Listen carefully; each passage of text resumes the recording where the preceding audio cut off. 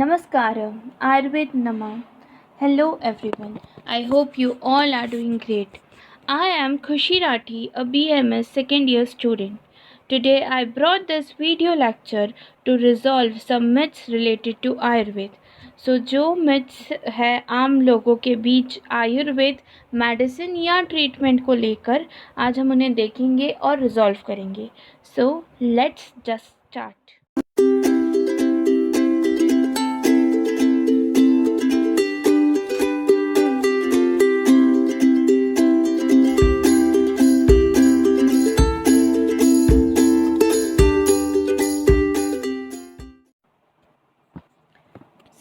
आयुर्वेद, जैसा कि हम सब जानते ही हैं, आयुर्वेद एक एज ओल्ड पैथी है. करीब 5000 साल पुरानी ये एक पैथी है. तो बेसिकली आयुर्वेद का प्रिंसिपल क्या है? तो आयुर्वेद फोकस करता है curing the roots of disease और साथ में ही बॉडी के जो कॉन्स्टिट्यूएंट्स हैं उन्हें बैलेंस करता है. तो यही बात हो गई कि जो बेसिक कॉन्स्टिट्यूएंट्स हैं उन्हें वो ठीक करता है. अब मिथ्स क्या होते हैं? तो मिथ्स क्या वो मिसकंसेप्शंस है या मिसबिलीव्स है जो लोगों में फैल चुके हैं किसी पर्टिकुलर ट्रीटमेंट या पूरी आयुर्वेद को लेकर. तो आज हम देखेंगे क्या मिसबिलीव्स या क्या मिसकंसेप्शंस है लोगों के बीच में. फर्स्ट कॉमन मिथ है कि Ayurveda medicines do not expire. ये सबसे पहला मिथ है और ये बहुत लोगों में होता है. इवन बहुत सारे अंडर ग्रेजुएट स्टूडेंट्स में भी ये मिथ है. तो ये एक जनरल बिलीव है कि आयुर्वेदिक मेडिसिन्स की एक्सपायरी डेट नहीं होती है एंड उनकी सेल्फ लाइफ इनफाइनाइट है, जो कि फॉर श्योर एक मिथ है because Ayurvedic medicines mostly herb से बनी होती है. तो विथ टाइम जो हर्ब्स है उनकी जो पोटेंसी या यूँ कह लो जो हर्बल मेडिकल क्वालिटीज़ है वो डिक्रीज़ होती जाती है. So, point is that everything do have an expiry date, but something expires quickly while some take time. तो जो आयुर्वेद मेडिसिन्स हैं उनमें बहुत वास्ट ग्रुप है.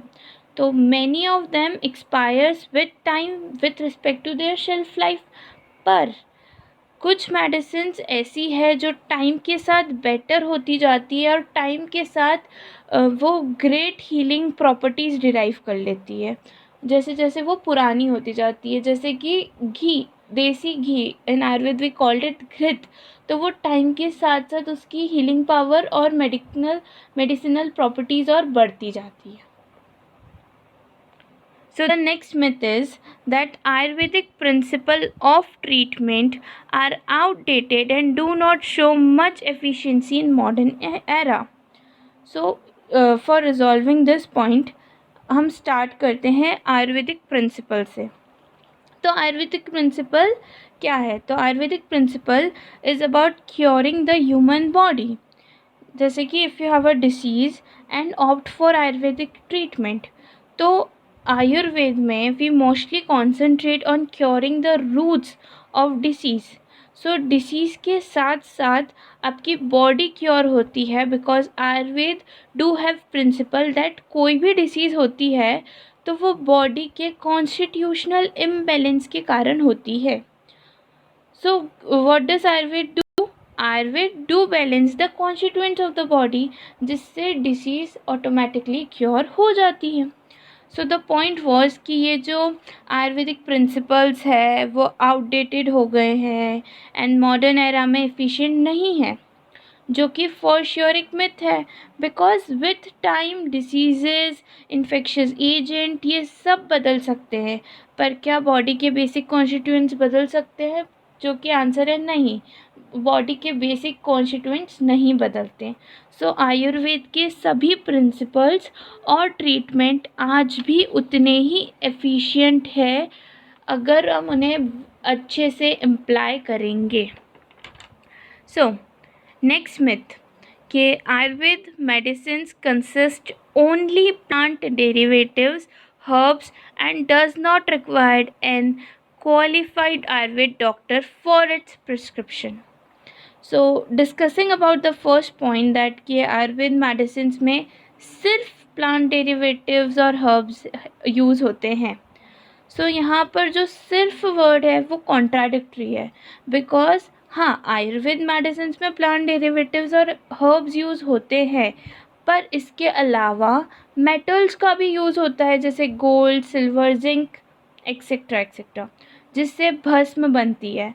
मिनरल्स का भी यूज़ होता है और भी बहुत सारे रसायनों का प्रयोग किया जाता है।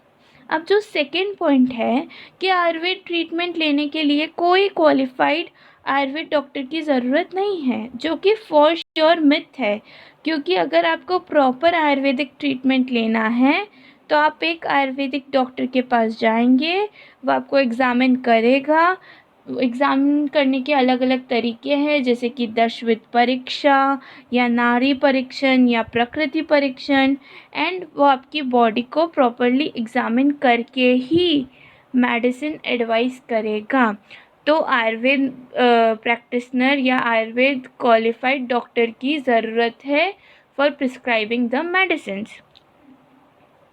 Next myth, that Ayurved medicines are free from side effects. It's a biggest misconception about Ayurvedic medicines that they are free from any side effects. But the reality is that in this world, if anything do have an effect, it is bound to have a side effect. तो now for example, आप कुछ खाना खाते हो, कुछ कच्चा uncooked food खाते हो, या आप ओवर ईट करते हो इवन प्रॉपर कुक्ड फूड को भी, तो वो आपकी बॉडी में कुछ ना कुछ साइड इफ़ेक्ट प्रोड्यूस करेगा। तो सिमिलरली हाई डोज या अनप्रिस्क्राइब्ड और even ill prepared Ayurvedic medicine can cause side effects. So it is highly advised that before taking any Ayurvedic medicines, do consult a Ayurved physician. So और Ayurvedic medicine के effects ज़्यादा होते हैं और negligible side effects होते हैं, but हाँ, side effects होते हैं, remember. So the next myth is that कि ayurvedic medicines take a long time to show their respective effects. So, it is true to some extent, as the time period can vary from even few hours to few days to months and to years. पर ये सब सिर्फ pathy पर depend नहीं करता। Specially Ayurveda में ये mostly depend करता है सबसे पहले डिसीज़ की सीवियरिटी पे, फिर condition and power of patient to handle the disease or to handle the dosage, and of course patient की alertness पर। So generally लोग ये सोचते हैं कि आयुर्वेदिक मेडिसिन स्लो है एक्शन में। So the first thing is that कि no need to worry, be patient towards the treatment, क्योंकि ट्रीटमेंट धीरे धीरे होगा और रूट कॉज को क्योर करेगा। एज पेन किलर्स पे या टैबलेट्स पे जीने से बेहतर है कि हम रूट कॉज से डिसीज़ को ट्रीट करें कुछ टाइम देकर। सो hence it is proved that Ayurvedic medicines do cure from the root. They can be slow or they can take long time to cure the patient, but it cures the patient completely. So I hope that आप लोगों को ये पांचों myth समझ आ गए हो, clear हो गए हो, and this was my small initiative to increase the popularity of Ayurveda and to crack these myths. So thank you for watching, and अगर अभी तक वीडियो देख रहे हैं and आपको वीडियो पसंद आया है, so take a moment, like the video, subscribe the channel and comment down below, and more BMS related videos will be uploaded here, so stay tuned. Bye bye.